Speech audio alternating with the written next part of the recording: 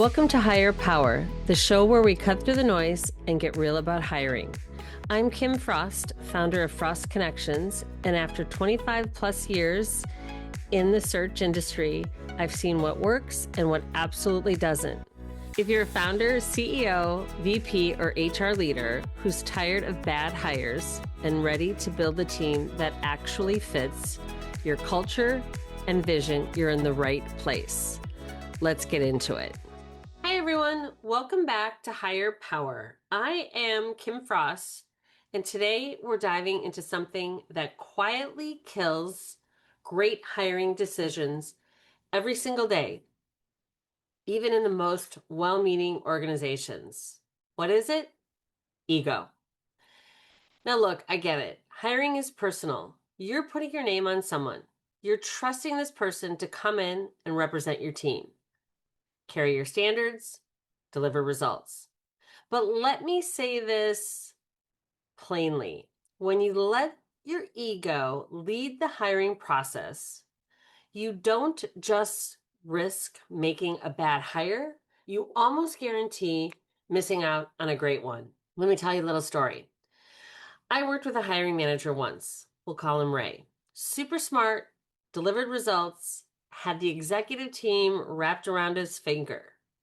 From the outside, he looked like the guy everyone wanted on their leadership team.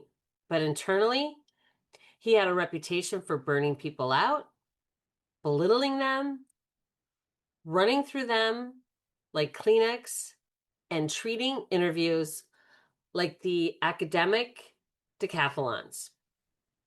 Ray had this one interview questions he loved to ask every single candidate, no matter the role.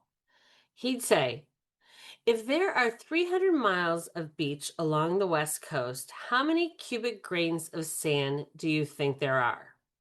Seriously, that was a question. No context, no connection to the job, just math plus stress plus sand. And here's the kicker. He even asked me that question when I started supporting his team. So when he asked me that, I looked at him and I said, Ray, two things. First, what exactly will this answer tell you about me and how effective and impactful I will be in helping you identify and hire successful candidates? And second, yes, you are definitely the smartest person in the room. And FYI, there's only two of us. Of course, I said it tongue in cheek. He laughed, but I was serious. And then I followed up with what really mattered. Now, can we talk about how I can help you build that successful team who will actually want to work for you and stay working for you? Because here's what I knew about Ray. He just didn't have high standards, which was amazing, but he had high turnover. He was great at managing up, but not so much at managing down. He needed to be the smartest, the sharpest person in every room, and it showed up in his interviews as well. Now, don't get me wrong. There is a time and a place for curveball questions. If you're hiring a strategist or someone who needs to navigate ambiguity, sure, test how they think on their feet. But ask yourself, is this question giving you the insight you need to make your decision, or is it just making you feel smarter? Let's take a step back. Ego in hiring shows up like this. My favorite one. I'll know the right candidate when I see them. Really? How do you know just by seeing someone? If they want this job bad enough, they will do what I need them to do, interview with 20, 25 people, jump through every single hoop that I want. Or, yeah, I'm not sure I really like their energy. When I hear that, I always pause and then I always ask, tell me about that. What did you like about their energy? Most likely when I hear that, it means they didn't make me feel really special. There's a difference. Too often we confuse compatibility with comfort. We confuse this person didn't challenge me with this person isn't the right fit.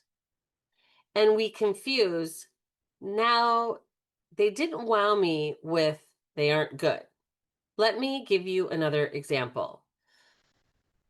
One of the best hires I ever placed almost got passed over because a hiring manager said, they just didn't seem excited. But what they really meant was they weren't animated enough. They didn't flatter me. They didn't make me feel good about myself. And this is the hiring manager that's thinking this. When in turn, as I asked questions to uncover this, okay, well, tell me about their energy. Tell me about how they weren't, I'm air quoting, on. Because as candidate, from the interactions that I've had with that candidate several times, diving deep into the interviews, he was steady, he was calm, he was thoughtful. He's not the type of person to put on a show, but he was absolutely the type to walk into chaos and bring order.